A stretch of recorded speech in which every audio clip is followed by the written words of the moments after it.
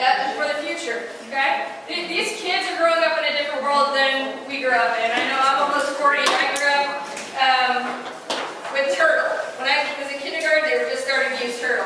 And now, like, I get to college, they just hooked up the internet that first year in 1995. By the time I graduated, everybody was starting to have a cell phone. So, I mean, I've seen the evolution, I'm sure you have too, but this is their reality. These kids don't know anything else. So for us, I always laugh because I do a lot of workshops with kids, and I walk up with this, and I'm walking around, and they have no idea what this is. They don't know what this is. This is technology. This is how technology used to go. He doesn't want to, we woke up before. But anyway, so like a jack in the box is something they're not familiar with. This basic technology, now these cost like $40 because they're so rare. Getting kids to understand the foundations of technology is super important. How do you use technology in your classroom? How do you guys use it? Recording data. Recording data. Okay, we're going to talk about that. How else? Gizmos, Gizmos, okay. How else? Smartboard. Collaborative projects. How else? Modeling simulations, like PET. You use PET. PET is really good at modeling some software online. Literacy. Okay. So technology is giving us opportunities to work with kids and working ways with kids that we haven't been able to before. What type of technology? So you guys kind of gave an idea of what type of technology you use in the classroom. Okay, so we're going to get into that because although your kids probably all have cell phones, and I'll tell you this for working at UVA with graduate students, most of them don't know much about technologies. Yeah. It looks like it, they are aware, but they don't know how to use a lot of technologies, and that's something I want to talk about with you guys. So, what is technology? We talk about this word, and I talk about evolving. What is it? How do we define it? Because if we can't define it, how are the kids going to define it? What is technology? Application of knowledge. Okay, there's some of that. Anything that makes your life easier. Things that make your life easier. And actually, if you look at the definition of engineering, an engineer's job is really to make life easier and more efficient. Sometimes we forget because they make so many fun things that engineering has been a way of making life easier for people. To piggyback on what you said, I always incorporate tools to make your life easier. Right. Makes your life easier. Incorporates tools, okay? So we have to really be clear about what technology is. Like I said, that jack in the box back in the day, that's technology. Look at that. Look how that works together. Okay? And there's different things we talk about. Mechatronics, which is a combination of mechanical engineering and electrical engineering. And what most kids will know is mechatronics. Animatronics. Do you guys know what animatronics is? Okay? You watch the Muppets, that's animatronics, which is really super cool. And just the idea of all those puppets no longer working because someone's going like this. They have their robotics. And one of the first ones, you guys know the first movie that kind of used animatronics, one of the first ones? It had Jim Henson's puppets in it because he is the inventor of that. Was it Dark Crystal? It was Dark Crystal. Yeah, Dark Crystal used a lot of that. So, I know you guys are out. I was with my crowd, so I know you guys know. Here's a question. What should technology look like in the classroom? I was going to do this, but I figured we're a little short on time. I see so many teachers go like this. They'll get an iPad and they'll go, here, go learn. And they say, I use technology in the classroom. But we understand why is that not using technology in your classroom? Why is that not a good application? It's not integrated. It's not integrated. Is that iPad going to teach the kid? It doesn't have a direction to it. Doesn't have a direction to it, right? The technology is not going to teach the kid.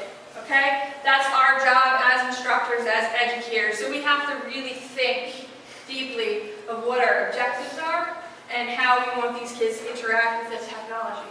One of the things, there for a second. I don't know how many of you guys are familiar with TEP. Has anyone heard of TEP? I mean, I lightly tie myself to it, but it's a great way to think about when you're using technology in the classroom. So you have your technology and your knowledge, then you have the pedagogy, and then you have the content. So the way I think about technology in the classroom, technology is like a stage, right? It's just the stage for what you're going to teach. And then you have the content, which is the players that dance on the stage. So you have to figure out what stage you want to put your players on. Okay? It's a tool. And this is, so a man named Dr. Punya Misra from University of Michigan came up with this TPAC. They talk about it a lot there. They also talk about it at UVA. There's different takes on it, but it's a good foundation for understanding how to use technology in your classroom. So I just want to share that with you guys. Is there a way we can do that screen? Yeah, I can send you guys, if you have everyone's email, I can send you PowerPoint or send resources or something for it. No, not yet.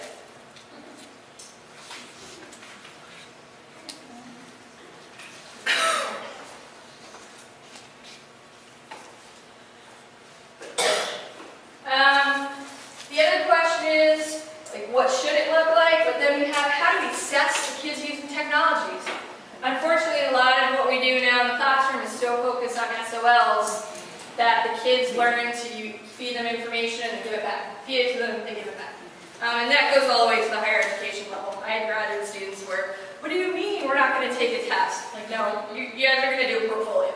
So one of the things I like with the portfolio is the kids have a CD of all the work they've done, the technology work that they've done, that they could take home. That's just one option. I mean, obviously you have to do what works for you in your classroom, but having a portfolio of their work on CD, it helps them when they're going to college. It helps them go back, like they can go back the next year, CD, thumb drive, sorry, I'm dating myself a little bit here. But as long as they have some type of digital portfolio of the work they've done, they can use that skill again.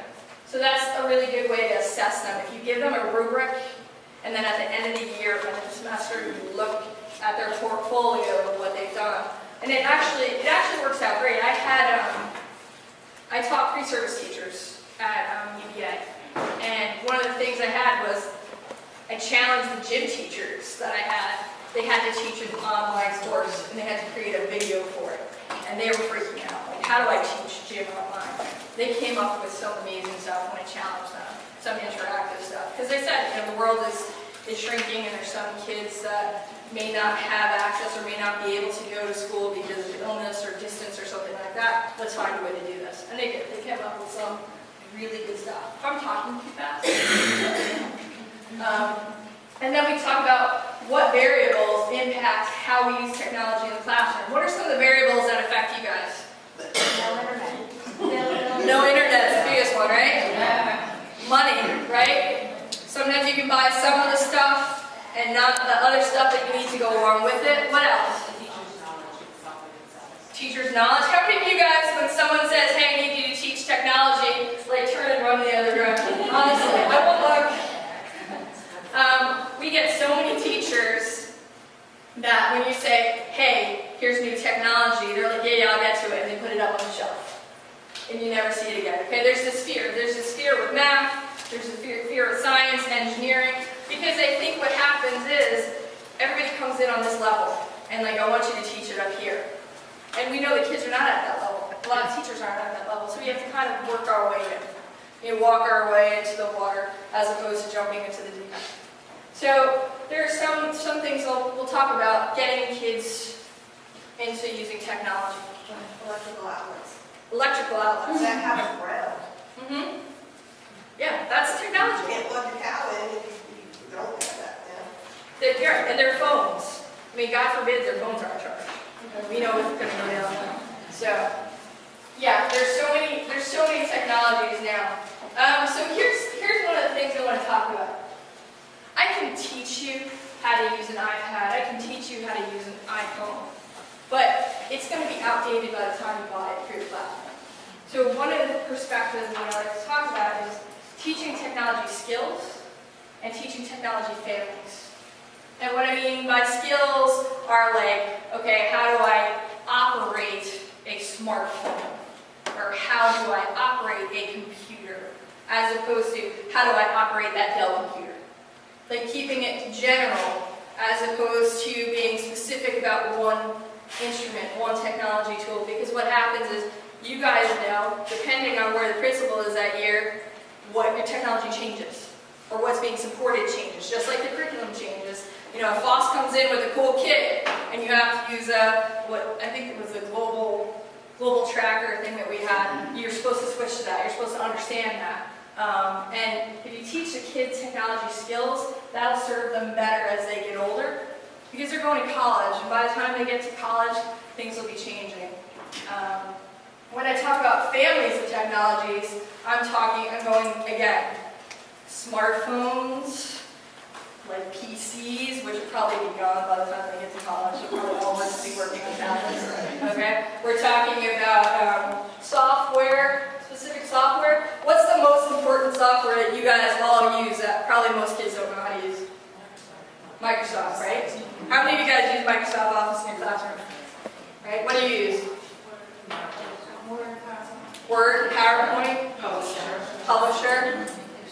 How many of you guys use Microsoft Excel in your classroom? Okay. What do you use it for? Data grid. Okay. What else? Graphics. Okay. How many of you guys teach your kids to use the money option on Microsoft Excel? If they're running a small business, they can tabulate, keep track of it. If you give them an engineering project and they have to pay for materials, they can use Microsoft Excel to keep track of the cost of materials, how much they spend, right? That's a lifelong skill. Learning how, number one, to use Microsoft Excel, and also learning how to track money. Okay, that's an important skill. I know a lot of times, we get new people working with me, whether it's this job or old jobs, and you ask them, hey, can you use Microsoft Excel? And they're like, oh yeah, I can, and they can't. It's really, really important to do these basic skills. So one of the challenges I would give my kids, or my pre-service teachers, I would give them all stopwatches. I'd give them all measuring tapes.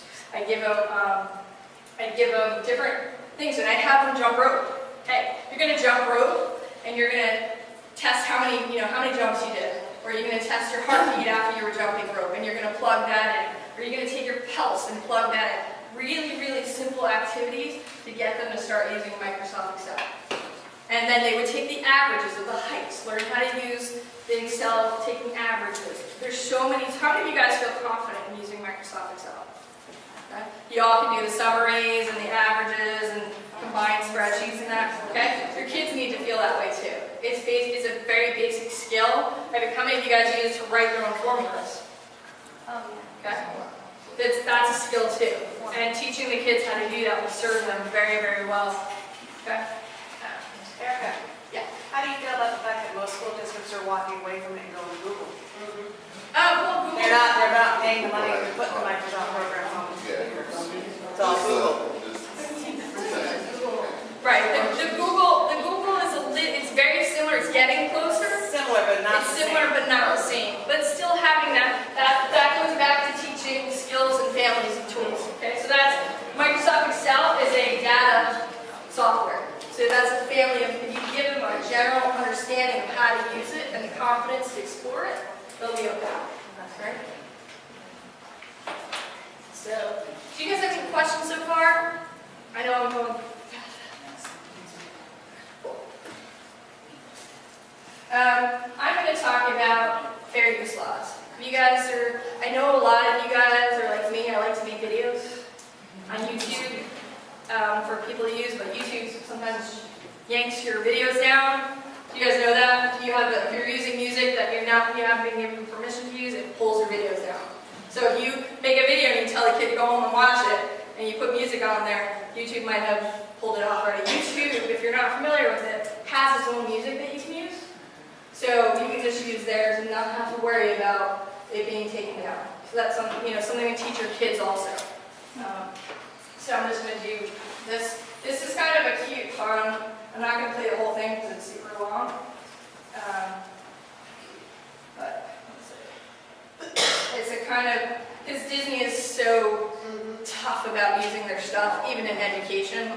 This is kind of a cute blurb. There's 3 sections to it. Each are like 10 minutes long. I'm definitely not doing the whole 10 minutes, but it's a good way to get a kind of understanding of fair use level. Can you guys hit the lights real quick for me? Sorry, I have my awesome interns in the back ready to go.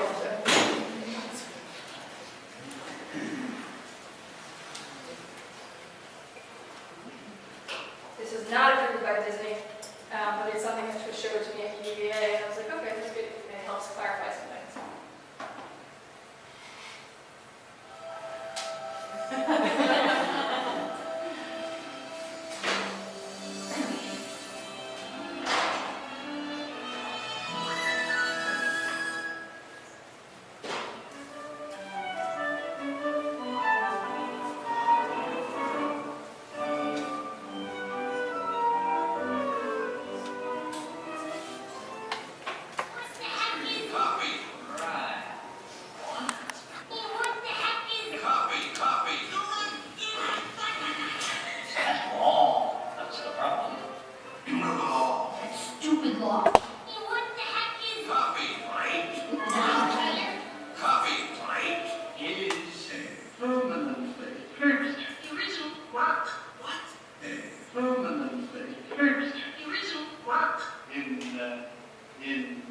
In some form, can be seen or heard.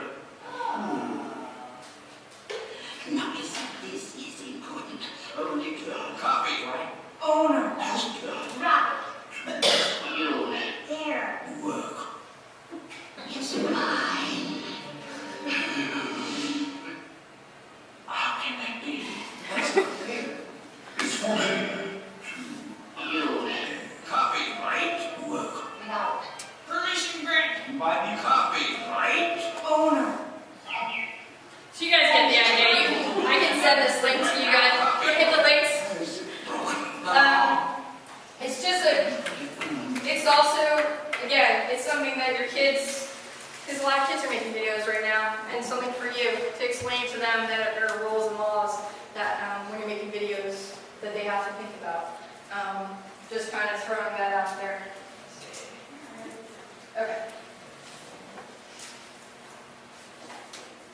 So, one of the things I do want to touch upon before I go any further is technology safety. I mean, we know about the kids not wanting them to explore certain sites. That's a given. But we also want to do stuff to protect yourself. I mean, we're teachers. We are innately giving, I believe.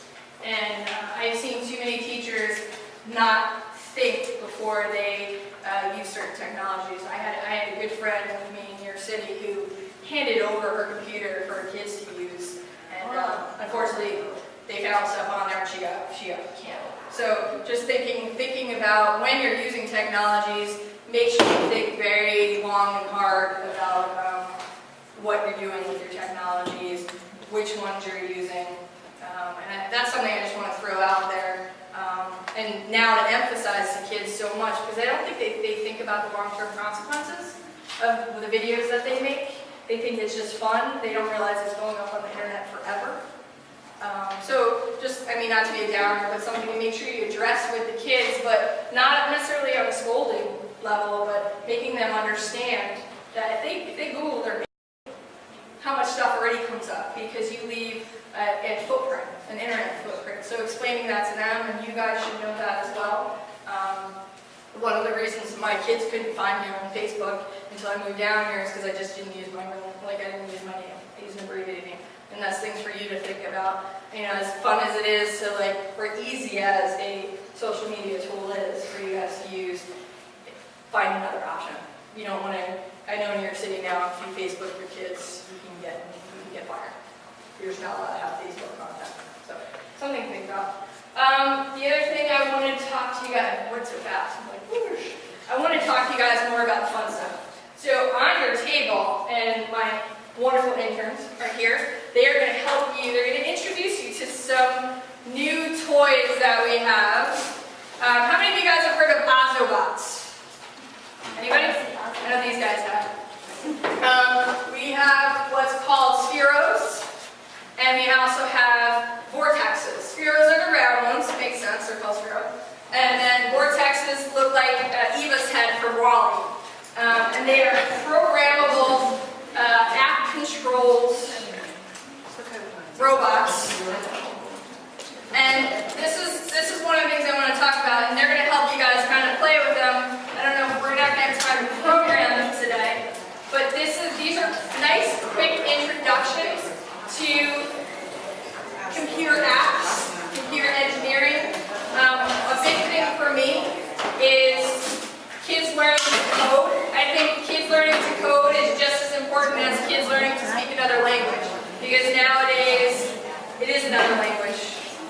So I'm going to let you guys kind of play and explore these for a little bit, and then I'm going to have some more challenges for you coming up. So I'll give you guys about 8 to 10 minutes. I want you guys to play with the spheros and talk to the interns about using them. There's an iPad on every table. You guys can work with iPads.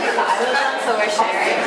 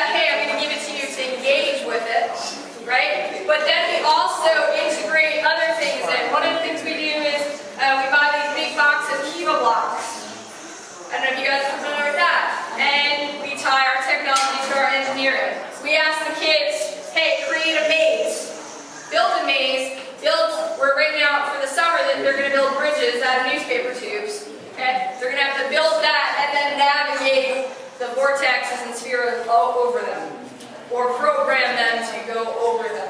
So that's our way of tying the purpose to what we're doing. Go ahead. They're called Kiva blocks. They're kind of building blocks. It's a big, you can get different sets, and we use those simple things. I mean, you can do it with paper clips. You can modify it. I understand. After working in New York City, teachers don't have a lot of money to do things. And these are really flashy and they're fun, but for a school that doesn't have a lot of money, buying 2 robots is a huge investment. So you want to make sure that you give them purpose. Okay? You don't want them to be a flash in the pan and then they sit up on the shelf. Okay? So if you want to talk to your principals about why you should have this technology, you have to give them a valid reason of what the kids are going to learn. You have objectives, and you have to tie it. You can't just go, oh, I saw this really cool technology, we have to get it. Right? That never works. How many principals give you money after you say that? Right? So you want to explain to them, hey, these are the objectives, these are the SOLs, these are the learning standards that we can meet if we have something like this. And I know you were talking about building them yourself. Okay? If you have the materials and you have somebody on staff who can help you, yeah, you can build some of these things yourselves. You can build modified versions of these. I know I talked about the Autobots briefly. Autobots are they're smaller little robots. They follow lines. They're supposed to be an introduction to coding. We've just kind of found a couple of issues with them, and we've kind of moved away, but they are a cool introduction to basic coding for younger kids. We found that the middle schoolers kind of get bored quickly with them, so that's why we moved to the Sphero and the Vortex as of lately. We just got the Vortexes in. We've had the Sphero for about a year and change, but you really want to hit on that stack. There's other things you can do. You can talk about the mathematics involved, okay? If you're creating an activity with that. They can do a point game. We have giant dominoes. You can have each sphere hit a domino, and then they have to add up the different points. There's lots of different things you can do to be creative about integrating your technology in so the kids get excited about it. One of the things I do want to show you guys is this is kind of is anyone familiar with 3D printing? Yeah. Okay, I'm just using, I think most people are. There's also, one of the things we were working on while I was at UVA was 2D paper engineering. Is anyone familiar with that at all? Okay, so if you are familiar at all with Cricut, Cricuts are those things a lot of teachers used to use to cut designs out. They also have something called Silhouette. And we actually were using those silhouettes to have the kids engineer designs and learn about like roadkill, what a cube would look like if it was roadkill, like snapped flat. And they would design a whole bunch of things and engineer things. And one of the fun things that we talked about was called the paper speaker, right? So this is one of my favorite activities with the kids because I'm going to write it up for the fall. We are publishing our curriculum over the next year or two from the museum. You guys can access it for free, but I will be writing this up. It's just a good opportunity for the kids to learn about materials. They can change the tone out. They can kind of see, okay, try aluminum foil, try saran wrap, different things. So I'm just going to hook this up here. I have to be super careful because it's a neodymium magnet. You can use some refrigerator magnets, but it doesn't work as well. If you do use the neodymium magnets, know that they snap together, and the kids' fingers, you have to be careful. So it's better for middle schoolers and up, unless you have a mentor working with the kids. let me see if I can.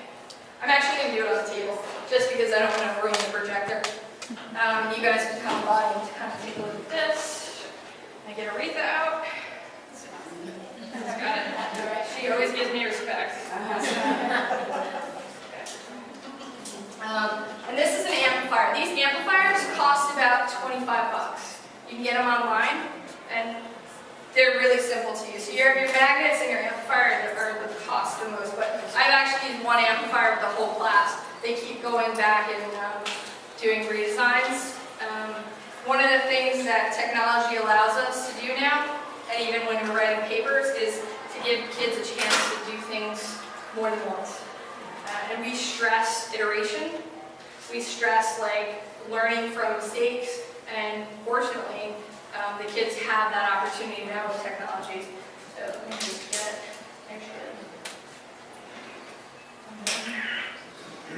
turn my amp on, and you guys tell me if you can hear it.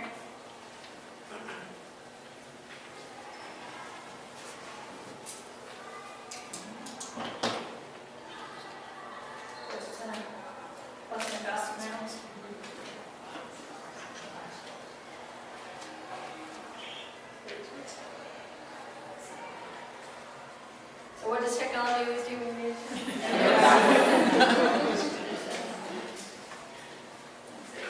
should have gotten with the first song I had.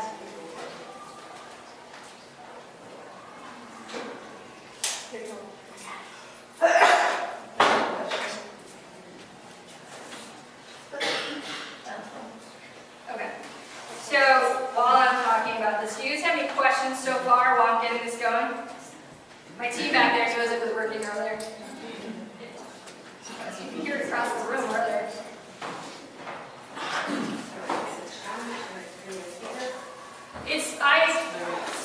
I put together kind of a design. What I usually give them is the design, and then they manipulate the cone with some different materials. And this is kind of teaching them the fundamentals of engineering. Because the speaker, they think everything they say the speaker, there's a speaker in here, there's a speaker in their radios. I mean, most people don't even use their radios anymore. They use their iPods or their phones. Let's see if that works. Of course it's not. Okay, I'm going to try to get that. I'm sorry, the magnet doesn't affect your cell phone, does it? Oh, it will. It will, so you have to be careful. No, that's why I keep it away. You never want a neodymium magnet anywhere near a computer screen, near your credit cards. It will wipe everything out. Okay.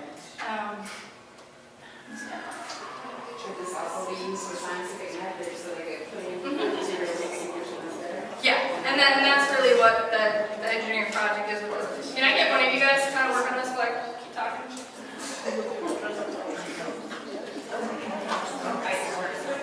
Yes, sir. There we go.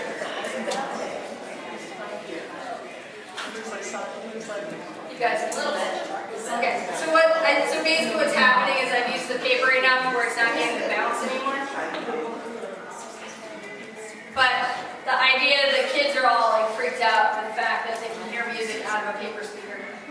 It's cool for them.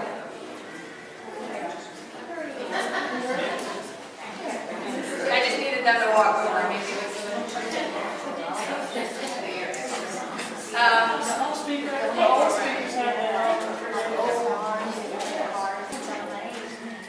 And it also teaches physics because you're talking about vibration and you're talking about sound traveling through different mediums, things like that. So someone said it earlier that we can't teach STEM or anything in silos, right? It doesn't work because everything is integrated, everything works together. And that's a good activity for showing them these things. There are a few things, other tools. Has anyone heard of Storybird? So Storybird is kind of cool. It's something that I use with the kids to, after you've done an activity, they go on to Storybird and they can create a book for free. I mean, if you order it, you have to pay for it, but it lets you pick out illustrations and the kids can write it up. So you're using a technology for a purpose. Again, you can use it for writing, social studies, science, but you're using this technology to record your experience or to create an experience for them, but it's got a purpose. There's a content to it. Storybird or board? Storybird. Storybird. And it's probably geared a little bit more towards middle school, 6 and younger, but high schoolers have used it too. My graduate students used it and they thought it was really cool. There's also one other activity that I would like you guys to do, and you might have to spread out a little bit on this because 60 people will get a little bit loud. There's something called sock puppet on your iPad. Do you get anyone heard of sock puppet? Okay. Typically, when we're doing videos, we have, what are we trying to achieve when we ask the kids to do videos? To what? To document what they did. How many of your kids, when you say make a video, go,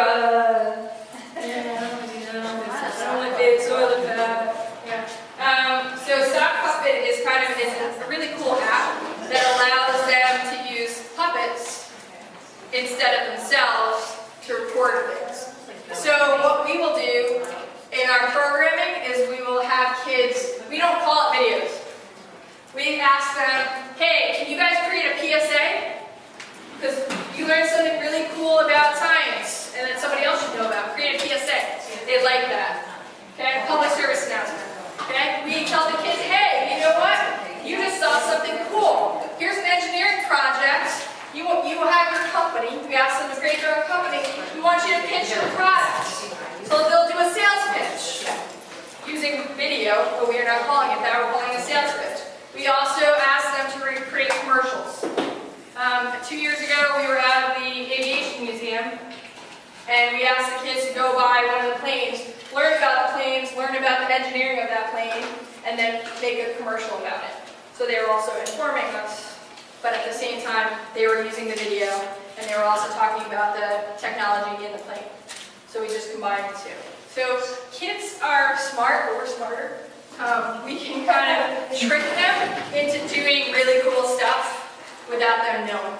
And that's one of the verbiage that you guys use when you're doing activities is a really good way to get them to think about it. But your job is to understand where they're coming from, right? So knowing what they're interacting with all the time. You have to ask your kids, like, what are the technologies that you use? How do you do your homework on the computer? If you don't know where they're at, you can't help them develop, right? Because you may shoot too high, or they may be uncomfortable with things. So what I'm going to have you guys do, and I'm going to give you 10 minutes for this. you can go wherever you want, kind of try to stay on the first floor, and I want you to create a video as a group about how to use technology in the classroom. Okay? And you have 10 minutes starting now.